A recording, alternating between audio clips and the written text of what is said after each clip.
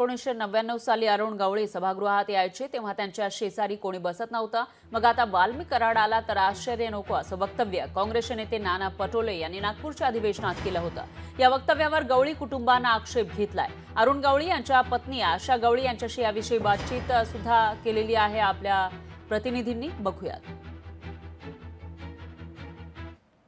काही दिवसांपूर्वी नाना पटोले यांनी एक वक्तव्य केलं होतं।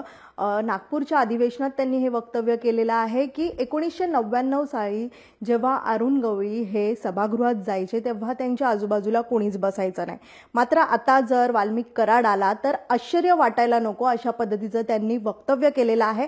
आणि याच वक्तव्याला आता गवळी कुटुंबांकडून आक्षेप घेतला जात आहे। स्वतः माझ्यासोबत अरुण गवळी यांच्या पत्नी आहेत आशा गवळी।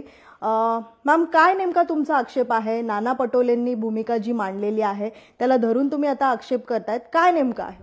त्यांचं काय जीवन आहे, त्यांची परिस्थिती, त्यांचा मनाचा भाव, त्यांचा दुःख आणि त्यांनी जे आतमध्ये नाहक त्यांना जी केस थोपवली गेली आहे फक्त राजकारणाच्याच मुळे आणि राजकारणवाल्यांनीच हे केस त्यांना अशा तऱ्हेने डांबून टाकलं आहे। त्याच्यामध्ये कोण कोण आहे, कोण करत आहे हे सगळ्या जगाला माहिती आहे, फक्त सत्य समोर येत नाही आहे। आणि अजूनपर्यंत बी त्यांच्या मनाचं पोट भरलं नाही आहे, अजून बी त्यांची जळपट, अजून बी त्यांचा वाईट विचार करतात। तर मला बायको आहे मी, तर मला वाईट वाटणार।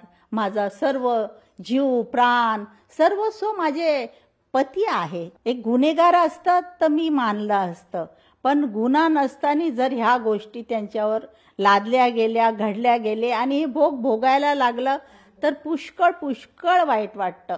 तर अशा मला वाटतं अध्यक्षाने बोलू नये, त्यांना हे शोभत नाही।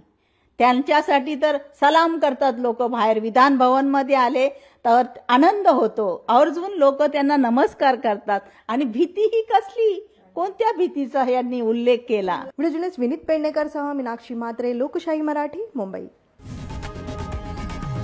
लोकशाही मराठी ऐका, पहा, जागरूक रहा।